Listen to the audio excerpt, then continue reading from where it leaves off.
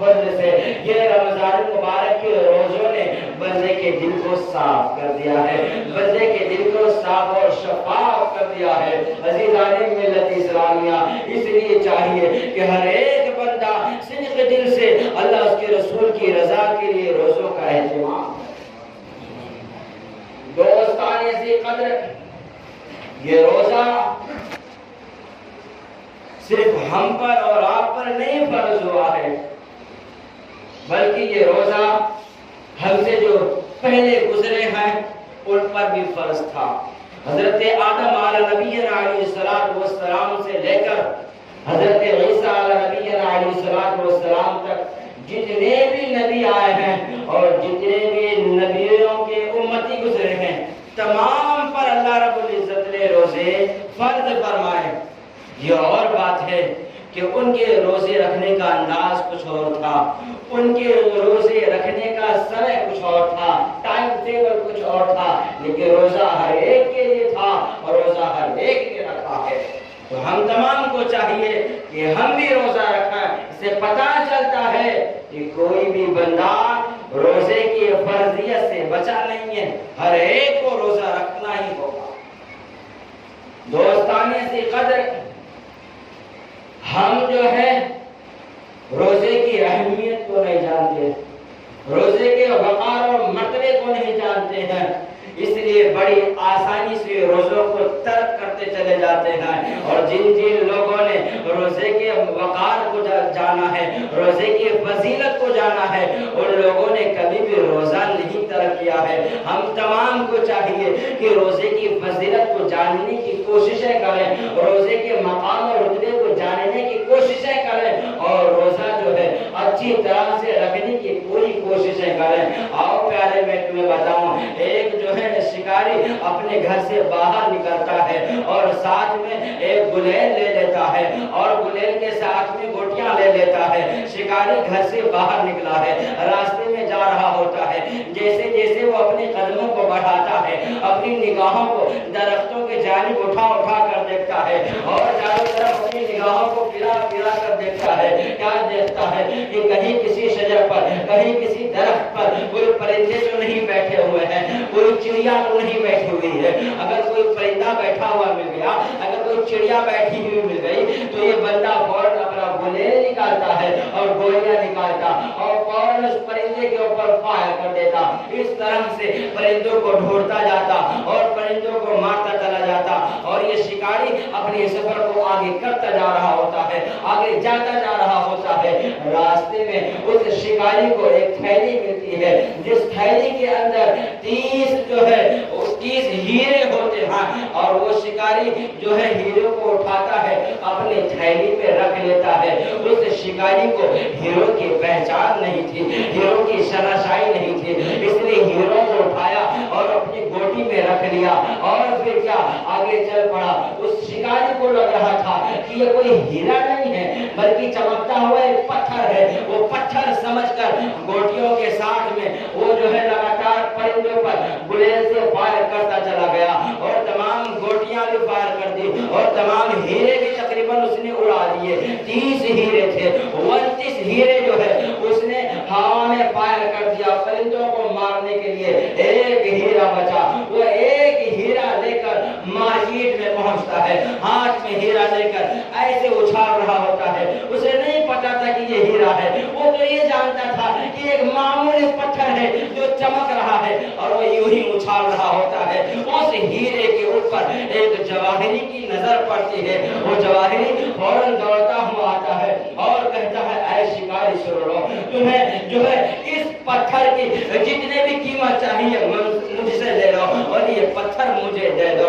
وہ شکاری کہتا ہے آخر اس پتھر کی تمہیں کیا حاجت ہے اور تم اتنی ساری رقم مجھے کیوں دے رہے ہو؟ کہا بس تم خالی کہو کتنا پیسہ چاہیے، تم پیسہ لے لو، دینار لے لو اور یہ ہیرا مجھے دے دو، یہ پتھر مجھے دے دو۔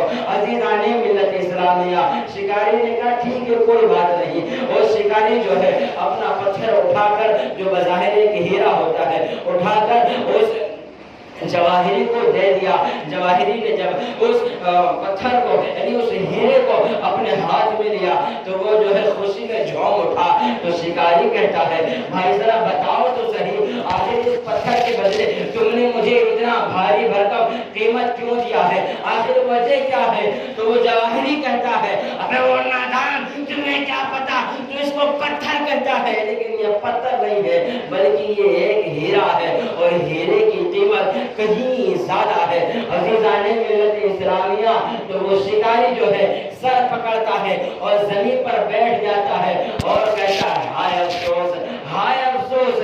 جواہری نے کہا تو افسوس کیوں کرتا ہے؟ کہا میرے پاس یہ ایک نہیں تھا بلکہ 30 تھے, 30, اور مجھے جو ہے ہیرو کی کوئی پہچان نہیں تھی, ہیرو کی کوئی شناسائی نہیں تھی, اس لیے میں تمام ہیرو کو ہوا میں پھینک دیا. پرندے مارنے کے چکر میں ساری چیزیں سارا ہیرا جو ہے پھینک دیا, اس لیے افسوس کر رہا ہوں. عزیزان ملت اسلامیہ بس اسی طرح سے آپ نگاہیں اٹھائیں. اللہ تبارک و تعالی نے ہمیں 30 روزے عطا فرمائے ہیں. جن لوگوں کو روزے کی اہمیت معلوم ہے, جن لوگوں کو روزے کی فضیلت معلوم ہے, جن لوگوں کو روزے کا وقار معلوم ہے, جن لوگوں کے روزوں کی شان و شوکت معلوم ہے, وہ لوگ رمضان مبارک کے کبھی روزے نہیں چھوڑتے ہیں بلکہ کثرت سے جو ہے روزوں کا اہتمام کرتے ہیں, افطاریوں کا اہتمام کرتے ہیں اور کثرت سے سحری کر کے روزہ رکھتے ہیں.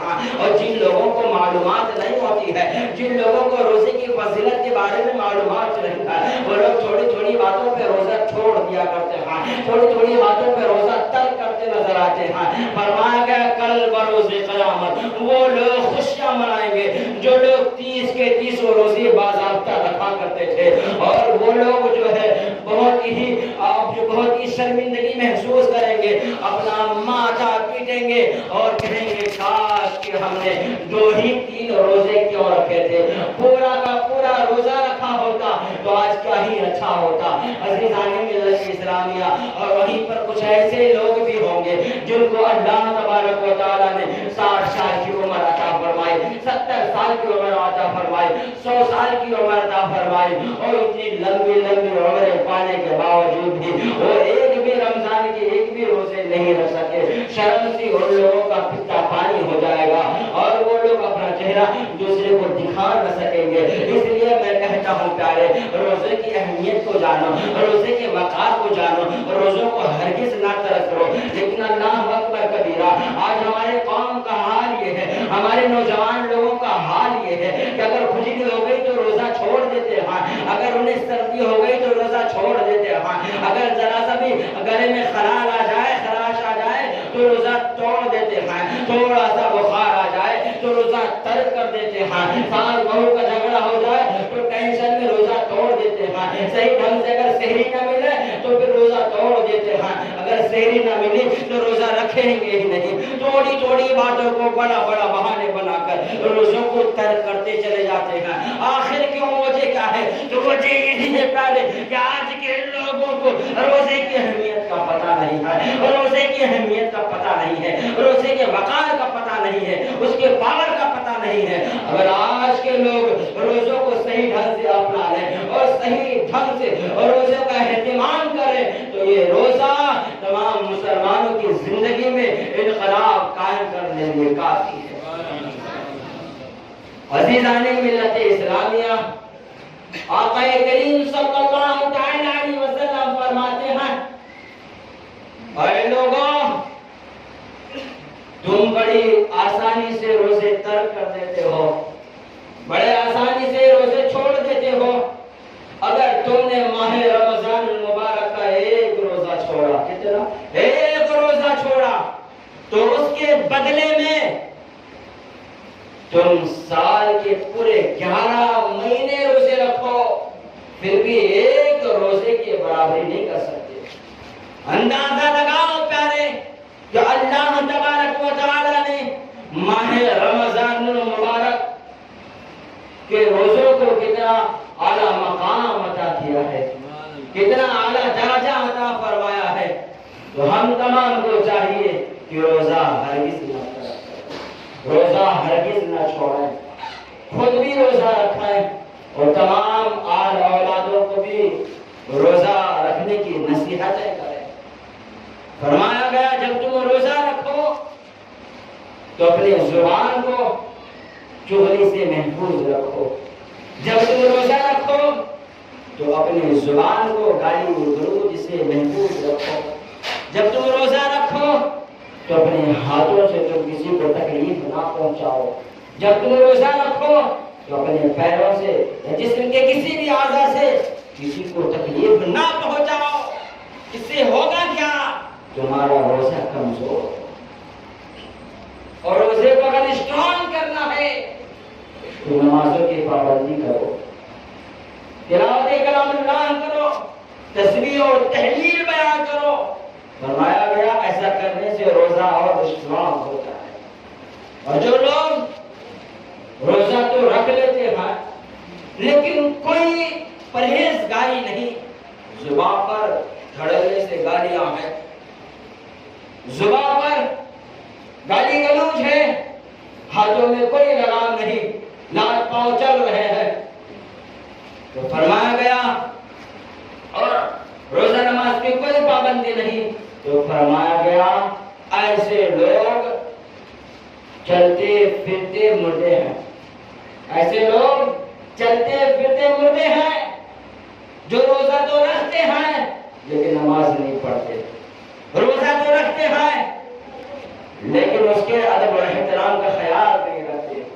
تو ہم تمام کو چاہیے کہ روزہ بھی رکھیں اور اس کے صحت و تندرستی کا بھی خیال رکھیں، نمازوں کی پابندی بھرپور ہونی چاہیے۔ اگر نمازوں کی پابندی نہیں ہے پیارے تو آپ کے ثواب میں کمی آئے۔ اللہ تبارک و تعالی ہم تمام کو صدق دل سے روزہ رکھنے کی توفیق عطا فرمائے۔ عزیزان ملت اسلامیہ، آقا کریم صلی اللہ تعالی علیہ وسلم کی بارگاہ میں ایک صحابی رسول حاضر ہوتے ہیں اور کہتے ہیں اے میرے آقا صلی اللہ علیہ وسلم میں تو برباد ہو گیا، میں تباہ ہو گیا۔ حضور نے فرمایا بتاؤ ہوا کیا؟ تو کہتے ہیں یا رسول اللہ صلی اللہ علیہ وسلم روزے کی حالت میں اور ماہ رمضان میں نے ہم بستری کر لیا۔ تو آقا کریم صلی اللہ علیہ وسلم نے فرمایا پھر تم ایک غلام آزاد کرو، ایک غلام آزاد کرو۔ اس سے پتہ چلتا ہے کہ روزے کا مقام کیا ہے۔ بڑی آسانی سے روزے ترک کر دیتے ہو، تمہیں پتہ ہونا چاہیے روزہ ترک کرنے پر ہوتا کیا ہے۔ ایک غلام تمہیں آزاد کرنا ہوگا۔ وہ صحابی رسول فرماتے ہیں اے میرے آقا میں تو بڑا غریب ہوں اور میرے پاس کچھ بھی نہیں ہے، غلام آزاد کرنے کے لیے تو بڑی دعوت لگتی ہے، حضور میرے پاس تو کچھ بھی نہیں، میں نہیں آزاد کرا سکتا۔ تو آقا کریم صلی اللہ تعالی علیہ وسلم نے فرمایا پھر تم جو ہے 60 مسکینوں کو کھانا کھلاؤ، 60 مسکینوں کو کھانا کھلاؤ۔ تمہیں پتا ہونا چاہیے کہ روزہ جب چھوڑ دو تو تمہیں کرنا کیا ہے۔ اتنی آسانی سے روزے نہیں چھوڑے جاتے ہیں، 60 مسکینوں کو کھانا کھلانا ہوگا۔ وہ غریب صحابی رسول فرماتے ہیں حضور میرے پاس تو اتنی بھی استطاعت نہیں ہے کہ میں 60 مسکینوں کو کھانا کھلا سکوں۔ تو آقا کریم صلی اللہ تعالی علیہ وسلم نے فرمایا تو ٹھیک ہے تمہیں 60 روزے رکھنے ہوں گے، ایک روزے کے بدلے 60 روزے رکھنے ہوں گے۔ صحابی رسول پھر کہتے ہیں حضور مجھ میں اتنا دم نہیں ہے، مجھ میں اتنا پاور نہیں ہے، جب ایک روزہ نہیں سنبھال سکا تو 60 روزے میں تو نہیں کر پاؤں گا۔ حضور علیہ الصلوۃ والسلام بولے ٹھیک ہے بیٹھ جاؤ۔ وہ صحابی رسول وہیں بیٹھے رہے۔ تھوڑی دیر میں ایک صحابی رسول اور آتے ہیں جن کے پاس بہت ساری کھجوریں ہوتی ہیں، ٹوکری میں بھر کے لاتے ہیں اور حضور نبی کریم صلی اللہ علیہ وسلم کی بارگاہ میں بطور ہدیہ پیش کرتے ہیں اور وہ چلے جاتے ہیں۔ آقا کریم صلی اللہ علیہ وسلم نے فرمایا سنو یہ ٹوکری اٹھاؤ میری طرف سے میں تم کو دیتا ہوں اور تم یہ ٹوکری لے جاؤ 60 مسکینوں کو بانٹ دو، تمہارا کفارہ ہو جائے گا۔ لے جاؤ بانٹ دو، تمہارا کفارہ ہو جائے گا۔ وہ صحابی رسول پھر کھڑے ہو گئے، وہ کہتے ہیں حضور پورے شہر میں مجھ سے بڑا غریب بھی کوئی نہیں، حضور مجھ سے بڑا غریب بھی کوئی نہیں، میں چاہتا ہوں کہ میرا کفارہ بھی ہو جائے اور یہ کھجوریں میرے لیے حلال بھی ہو جائے۔ حضور علیہ السلام مسکراتے ہیں، کہتے ہیں ٹھیک ہے تیرے لیے یہ چھوٹ ہے، تو لے جا۔ دوستانے ذی قدر بتانے کا مقصد یہ ہے پیارے کہ اگر آپ روزہ ترک کرتے ہو، روزہ چھوڑ دیتے ہو، تو آپ کو ایسے تمام چیزیں کرنی ہوں گی، اور روزہ چھوڑنا اتنا کوئی معمولی بات نہیں ہے۔ آج لوگ بڑی آسانی سے روزوں کو ترک کر دیتے ہیں، نمازوں کو ترک کر دیتے ہیں۔ اللہ تبارک و تعالی تمام کو توفیق عطا فرمائے۔ دوستانے ذی قدر ہم نے اپنے قوم کے جوانوں کو دیکھا ہے، اچھے خاصے صحت و تندرست ہیں اور ساری چیزیں ان کے پاس موجود ہیں، اور ایک دن کا ایک ہفتہ بھی بھوکے رہ سکتے ہیں، مرے کے نہیں، اتنے صحت و تندرست ہیں، اس کے باوجود بھی وہ روزے نہیں رکھتے ہیں اور نہ ہی کوئی پرہیزگاری کرتے ہیں۔ باضابطہ چوک و چوراہوں پر موبائل لے کر اور وہیں پر ایک ہاتھ میں پانی بسلری واٹر ٹھنڈا ٹھنڈا ہوتا ہے اور لوگوں کے سامنے پی رہے ہوتے ہیں، عیاشیاں کر رہے ہوتے ہیں۔ یہ کون کر رہا ہوتا ہے؟ قوم مسلم کر رہے ہیں، جبکہ ان تمام چیزوں سے ہمیں بچنا چاہیے، لیکن ہمارے لوگ ایسا نہیں کرتے ہیں۔ کانوں میں ایئر فون ڈال کر اور مٹکتے ہوئے راہوں میں چلتے ہیں۔ رمضان کا مہینہ ہے، مومن جوان اس صورت میں غیرت مر جانی چاہیے تھا۔ کفار اور مشرکین یہ سیرت اپنایا کرتے تھے اور اپناتے بھی ہیں، اور آج ہمارے قوم یہ چیزوں کو اپنا رہی ہے۔ ہم تمام کو چاہیے کہ اپنے اندر انقلاب قائم کریں۔ آج ہمارے قوم کے جوانوں کو دیکھو، جہاں ان کو چاہیے تھا کہ وہ مسجدوں کو آباد کریں، اسلامی پرچم کو لہرائیں، وہاں وہ مسجدوں کو آباد نہیں کر رہے ہیں، بلکہ ہیئر اسٹائل لگا رہے ہیں، فلاں کی ادا ہے، چپکے چپکے کپڑے پہن رہے ہیں، فلاں کی ادا ہے، اور مٹکتے ہوئے چل رہے ہیں، فلاں کی ادا ہے۔ میں کہتا ہوں تم فلاں کے چکر میں کیوں پڑے ہو پیارے؟ تم ان کے چکر میں کیوں پڑے ہو پیارے؟ تمہیں ادا ہی اپنانی ہے، تم مصطفیٰ کریم کی ادا کیوں نہیں اپناتے؟ تمہارے سینوں کو مصطفیٰ کریم کی محبتوں سے کس نے ویران کر دیا؟ آخر تمہارے پیشانیوں سے یہ سجدوں کی طرف کہاں چلی گئی؟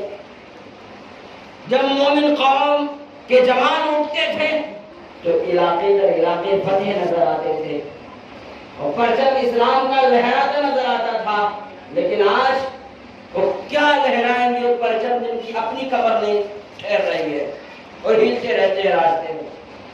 اللہ تبارک و تعالی تمام کو ہدایت عطا فرمائے۔ میں ان نوجوانوں سے بالخصوص مخاطب ہوں جو روزہ بھی نہیں رکھتے ہیں اور دوسروں کے سامنے دھڑلے سے پانی پیتے ہیں، کھانا کھاتے ہیں۔ ایسے لوگوں کو چاہیے کہ وہ تو پہلے روزہ رکھنے کی کوششیں کریں اور اپنے آپ کو وہ اصلاح کریں، اپنے آپ کو وہ بچانے کی کوششیں کریں۔